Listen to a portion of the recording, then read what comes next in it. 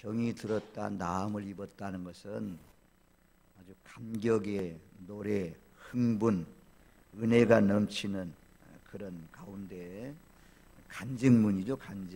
간증문으로 기록하는 것이 오늘 본문 말씀이 되겠습니다.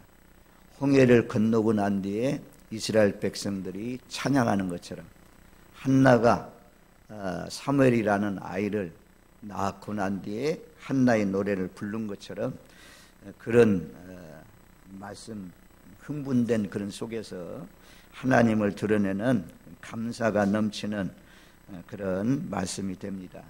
이 말씀은 시편에 있는 어느 시편에 갖다 놓아도 꼭 시편을 읽는 것 같은 그런 분위기를 느낄 수가 있습니다.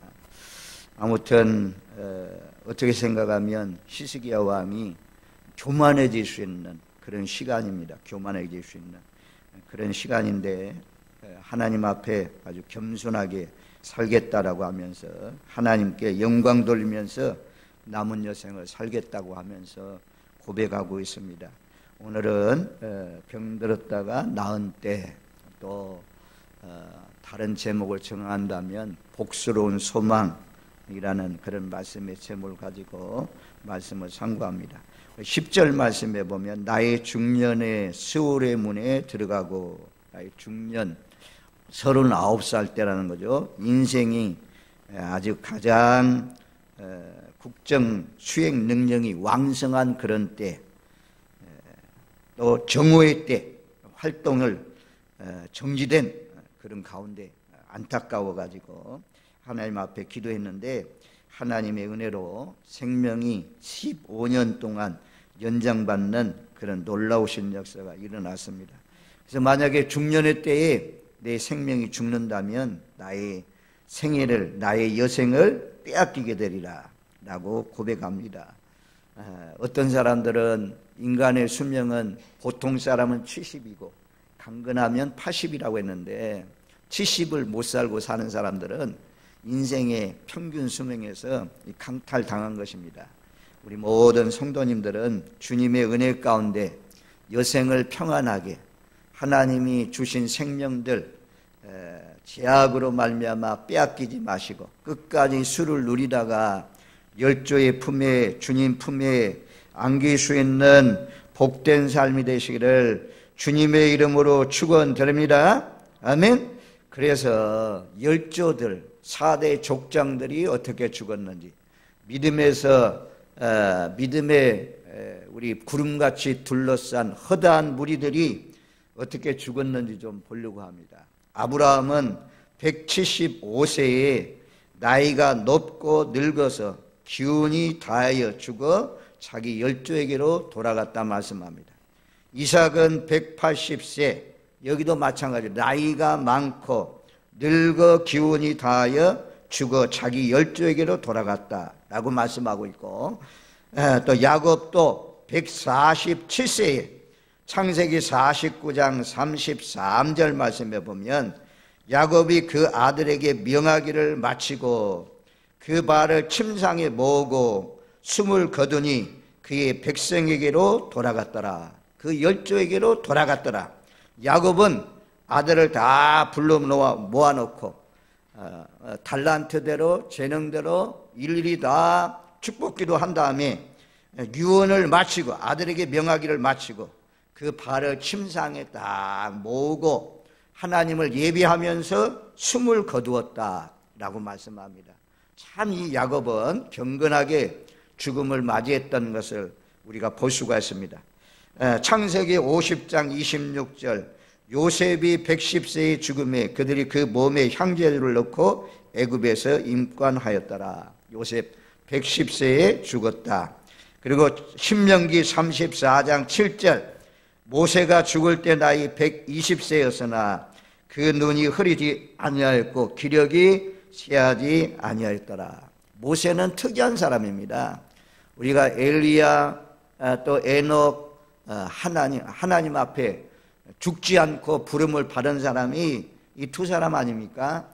그리고 모세는 죽었지만 유다서 말씀해 보면 모세의 무덤을 알 수가 없다라고 말씀합니다.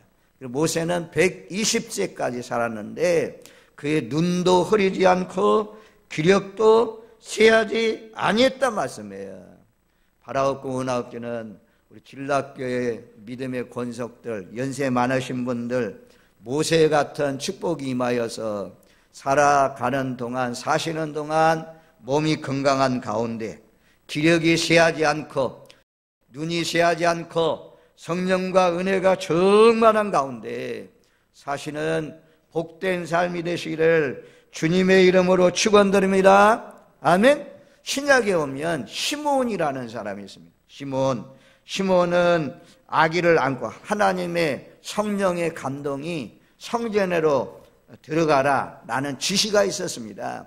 그래서 그 말씀의 감동에 순종해서 성전에 들어가서 아기를 안고 예수님을 안고 하나님을 찬송했다. 그리고 나서는 누가복음 2장 29절 말씀해 보면 주제여 이제는 말씀하신 대로 종을 평안히 놓아주시는도다. 하나님께서 그동안은 생명을 붙들고 있기 때문에 죽지를 못했는데 이제는 아기 예수님 만민의 구원을 보았사오니 나를 평안히 놓아주세요 라고 기도하는 것을 볼 수가 있습니다. 우리가 이 땅에 살면서 생명을 하나님께서 붙들고 있기 때문에 우리가 살아서 숨을 쉬는 것입니다. 하나님이 붙들고 있는 생명을 놓으면 누구든지 다 하나님이 예비하신 하나님 나라로 천국으로 물과 성령으로 거듭난 사람은 분명히 예수님이 나의 죄와 허물을 위해서 죽으신 것을 믿는 사람은 하나님 나라로 인도해 주실 줄로 믿습니다. 이 죽음이 평안했다는 거죠. 이 시몬은 종을 평안히 놓아주시는도다. 예수 믿는 사람들은 죽음을 두려워하지 않아요. 전부 다 찬송 부르면서 얼굴이 환한 가운데서 소망하면서 천국 가기를 그렇게 간절히 바랬는데 천국 가는 날이기 때문에 그날이 기쁨의 축제의 날입니다. 그래서 기뻐하며 즐거워하며 주님을 맞이하는 천국으로 인도함을 받는 우리가 누가복음 16장 말씀에 보면 거지가 죽었을 때 천사가 받들고 아브라함의 품으로 데리고 갔다라고 말씀하는 것처럼 여러분들이 죽었을 때 천사, 여러분들 그동안 섬겼던 천사들이 와서 여러분들을 받들고 하나님 나라로 인도하는 그런 놀라우신 역사가 일어나는 줄로 믿습니다. 이런 것을 믿어야 우리가 평안한 가운데 죽음을 막 고통하면서 더 살고 싶은데 라고 하면서 그렇게 막 버티면서 그렇게 할 필요가 없습니다. 왜냐하면 이 땅은 눈물과 고통과 한숨과 수고가 많은 땅인데 하나님 나라 가면 그 누림이 영원하고 영원한 곳에서 늘 기뻐하며 늘 감사하며 늘 찬양의 소리가 울려 퍼지며 즐거워하면서 살아가는 것이 그 천국이라고 말씀하잖아요. 에덴 동산의 회복입니다. 그래서 예수 잘 믿어서 한 사람도 낙오하지 마시고 그 나라에 들어가시는 복된 삶이 되시길 바랍니다. 그 예수님은 마지막 죽으면서 십자가에 못 박혔을 때에 다 이루었다 하시고 머리를 숙이니 영원히 떠나가십니다. 예수님은 하나님이 예수님을 통해서 이루고자 하는 일을 다 이루시고 그리고 그 영원히 떠나가셨다 말씀이에요. 예수님 같이 우리가 내 소원, 내가 목적한 바, 내가 이루고자 하는 것 다 이루고 가면 얼마나 좋겠습니까? 그런데 저는 가까이에서 봤던 원로 목사님도 여러 가지 꿈과 소망이 있었는데 다 결국에는 다 이루지 못하고 가더라고요. 우리도 다 이루지 못하고 후손들에게 다 맡겨놓고 가는 것입니다. 이제 우리가 살면 얼마나 더 살겠습니까? 경건한 이 하나님의 사람들이 바라옵고 원하옵기는 중년에 하나님이 여러분들을 데려가지 마시고 또 80, 70이 넘으신 분들은 하나님의 은혜 가운데 하나님의 축복 가운데 장수의 축복을 누리셨는데 모세의 복이 임해서 눈이 흐르지 않고 쇠하지 않고 건강한 가운데 건강도 하나님이 주시는 건강한 가운데 사시다가 기쁨과 즐거움 속에 자녀들에게 할 말을 다 남기고 그리고 주님을 맞이하시는 저와 여러분들 되시기를 바랍니다. 자, 그래서 인생은 다 죽는다는 것입니다. 여기 말씀, 우리가 오늘 본문 말씀에도 보면 11절 말씀에 그렇게 말씀해요. 우리 한번 11절 말씀 같이 읽겠습니다. 내가 또 말하기를 내가 다시는 여호와를 배웁지 못하리니 산자의 땅에서 다시는 여호와를 배웁지 못하겠고 내가 세상의 거민 중에서 한 사람도 다시는 보지 못하리라 하였도다. 여러분 두 번씩이나 반복하잖아요. 내가 다시는 여호와를 배웁지 못하리니, 다시는 하나님을 산자의 땅에서 육체를 가지고 있는 땅에서 다시는 하나님을 배웁지 못하는 그런 날이 시스기야 왕에게만 아니고 우리에게도 그런 날이 있다는 것입니다. 살아있을 때 호흡하는 동안, 육체를 가지고 있는 동안 하나님을 예배할 수 있고 하나님 앞에 충성할 수 있고 하나님 앞에 헌신할 수 있는 것입니다. 또 기도할 수 있는 것입니다. 그래서 세월이 흘러가서 얼마 남지 않는 그런 인생이 끝이 보이는 사람들은 잘 달려가야 돼요. 마라톤을 달리게 하는 사람들이 40km가 넘으면, 38km가 넘으면 벌써 막 힘을 내가지고 그냥 결승선언해서 달려가잖아요. 그런 것처럼 시험될 날이 어디 있어요. 이제 끝날이 가까웠는데 행한 대로 다 갚아주신다고 말씀했는데 하나라도 더 예배도 잘 드리고 기도도 잘하고 하나님 앞에 헌신 더 많이 해서 더 많은 상을 받는 마지막 종점까지 잘 달려가시는 저와 여러분들이 되시기를 바랍니다. 다시는 하나님을 배웁지 않는 날이 옵니다. 산자의 땅에서 주님을 예배할 수 없는 그런 날이 오는 것입니다. 참 저는 안타깝더라고요. 우리 장모님도 우리 집에 와 계셔요. 그런데 이 얼마나 가까워요. 얼마나 예배하고 싶겠어요. 근데 기력이 세하니까 나올 수가 없는 거예요. 기도해 주십시오. 아무튼 우리에게도 이런 날이 와요. 우리가 건강할 때 시험 들어가지고 그냥 다 뒤로 물러가지고 아무것도 안 하고 예배 겨우 참석하고 이런 하나님 나라 가면 책만 듣지 않겠어요? 빨리 일어나가지고 정말 빛을 발하는 오뚜기가 넘어져도 다시 일어난다는 것처럼 일어나서 주님을 위해서 헌신하고 봉상하면 하나님이 다 기억하시고 갚아주시는 날이 있는데 다시는 하나님을 배웁지 않는 날이 누구에게나 다 있습니다. 우리 교회에 제가 와서 장례식만 해도 얼마나 많이 했어요. 얼마나 많이 했어요. 장례식 100여 명 되던 성도들이 한 사람씩 하니까 이제는 한 60명 정도 모여서 지금 예비하는 그런 가운데 있는데 저와 여러분들 부모님이 떠나가는 것, 또 사랑하는 이웃 성도가 떠나가는 것 이런 거 우리가 보았지 않습니까? 또 떠나가면서 죄를 토해놓고 회개하면서 그 영혼이 힘들어하면서 하나님 나라에 가는 모습들 다 우리가 지켜보았습니다. 저와 여러분들 다시는 산자의 땅에서 우리가 하나님을 볼 수 없는, 다시는 호흡하면서 예배드릴 수 없는 그런 날이 오는 것입니다. 우리 어르신들 보세요. 장마성 권사님, 김태석 집사님 이런 분들 새벽에 나와서 늘 기도하시는 분들인데 정도함 장로님 말할 것도 없죠. 그런데 이 정신력도 약해진다 이거야. 이 치매가 올지도 모른다 이겁니다.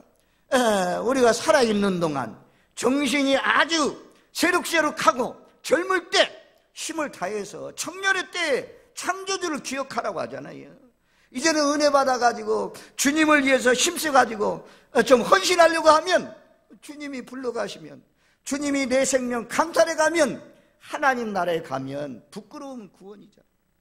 우리 모두 다 하나님은 심은 대로 갚아주시니 산자의 땅에서 여호와를 뵙는 동안 주님을 잘 섬기시는, 주님께 예배도 잘 드리시고 또 연약한 믿음의 사람들에게 복음도 전하고 가족들 아직까지도 모르는 사람에게 복음을 전하시는 복된 삶이 되십시오.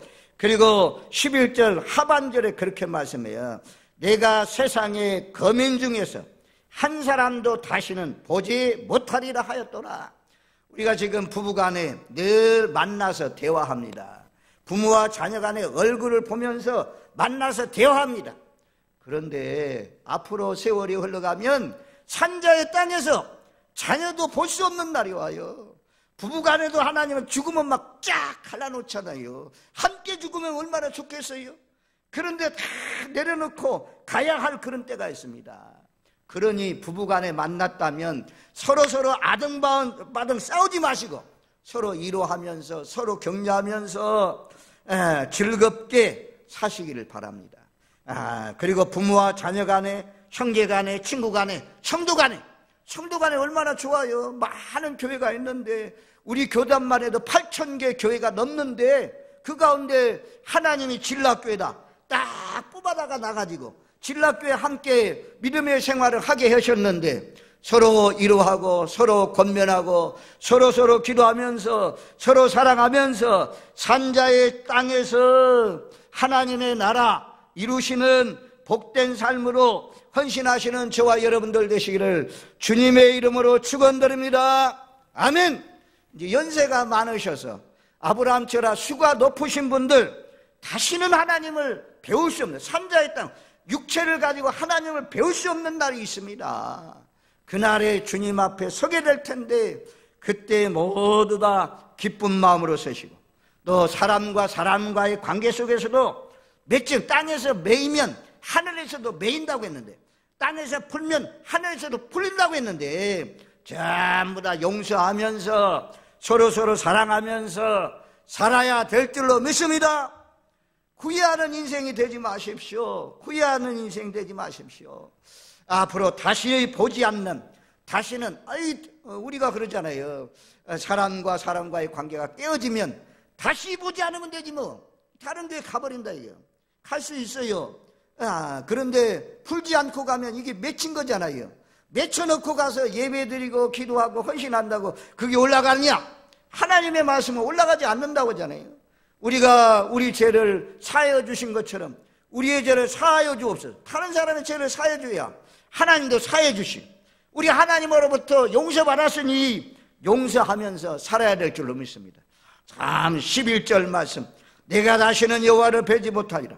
산자의 땅에서 다시는 여호와를 뵈지 못하겠고, 이 말씀이 탁 가슴에 박혀진다면 내가 살아있는 동안, 호흡하는 동안 주일날 한 번 예배를 드려도 아브라함이 모리아산에서 그 아들 이삭을 다 번제로 드리는 것처럼 그런 심정으로 하나님 앞에 예배해야 되겠구나.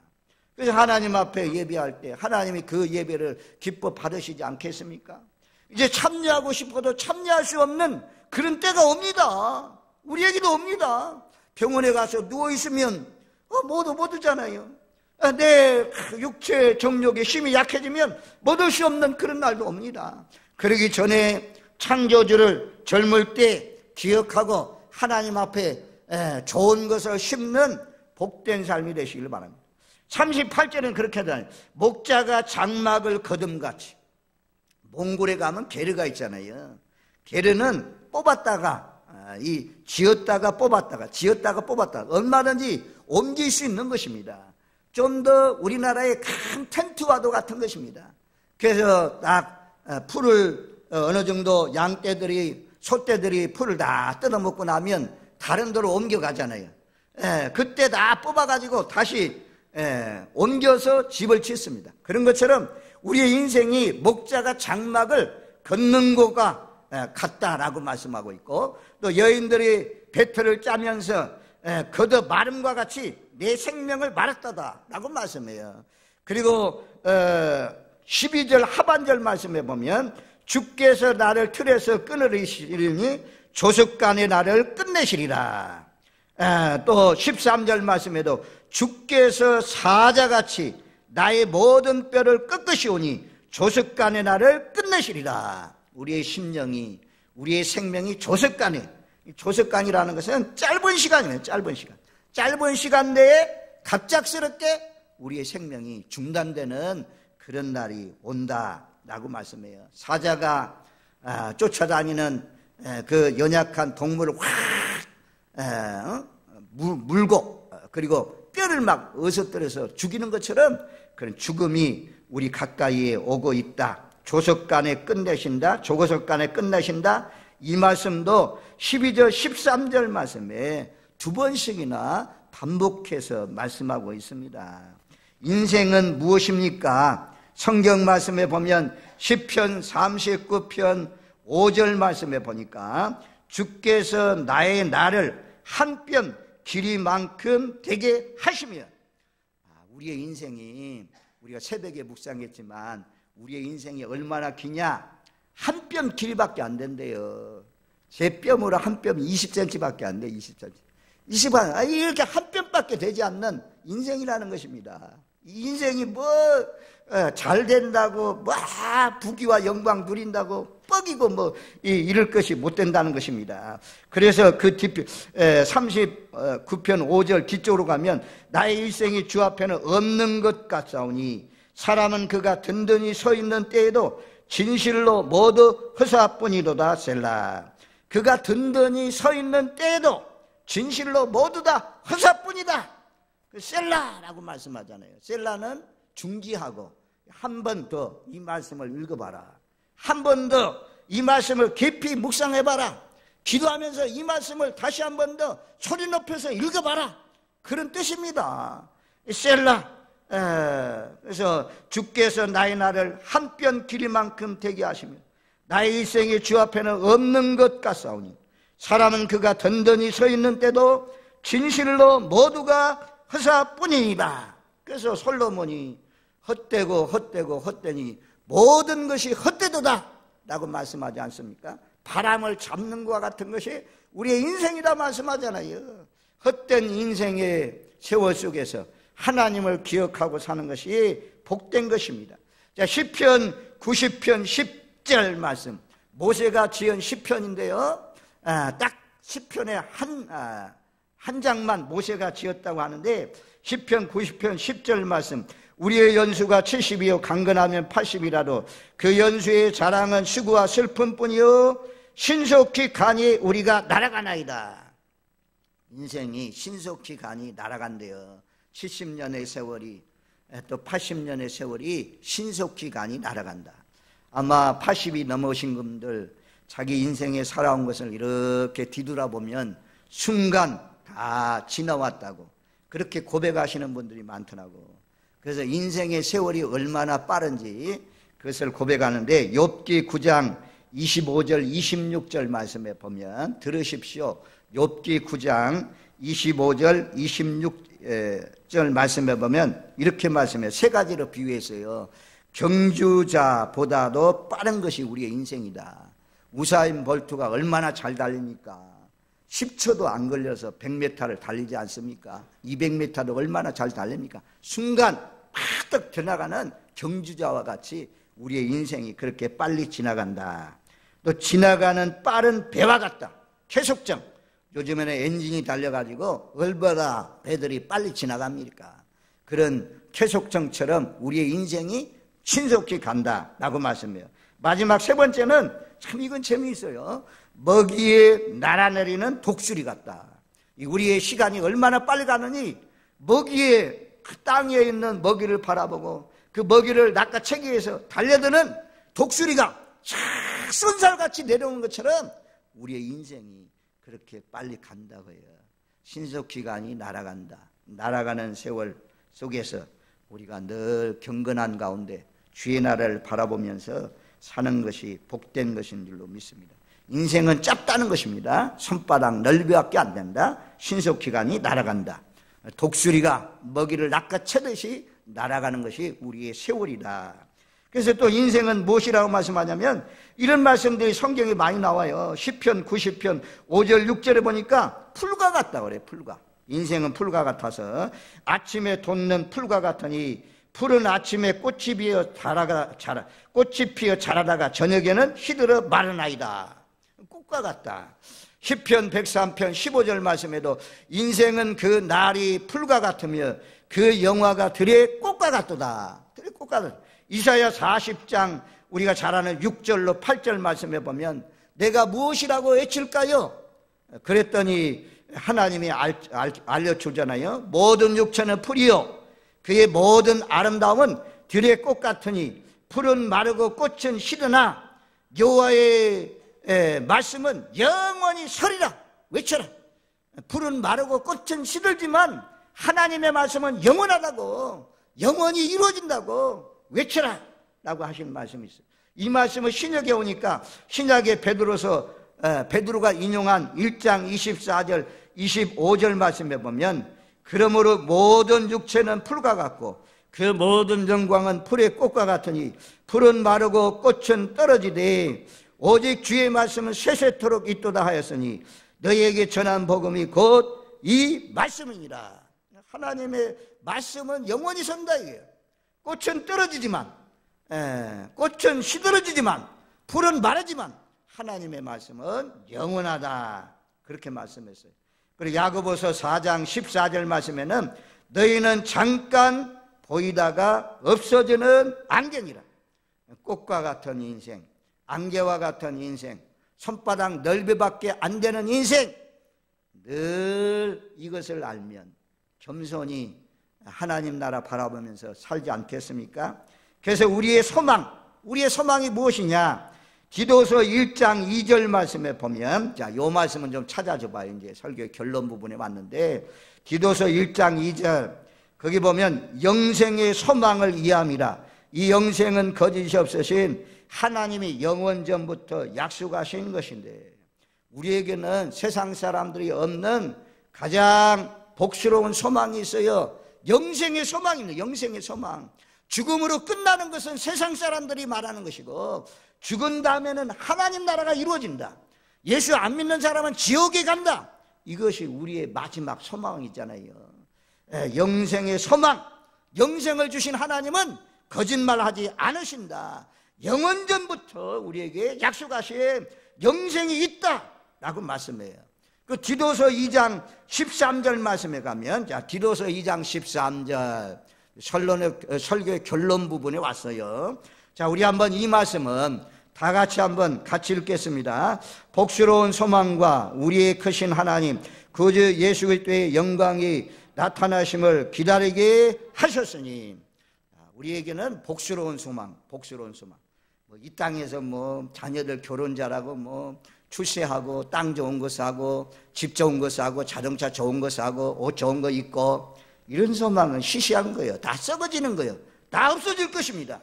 그런데 영원히 썩지도 않는, 쇠하지도 않는, 낡아지도 않는 영원한 소망, 여기 우리가 있어요. 복스러운 소망, 그것이 무엇이냐? 그렇게 말씀하잖아요. 우리의 크신 하나님 그저 예수 그리스도의 영광에 나타나심. 뭐가 우리의 복스러운 소망입니까? 여러분들의 소망이 무엇입니까? 가장 핵심의 소망이 무엇입니까? 예수님 다시 오시는 거예요. 예수님 다시 오시는 거예요.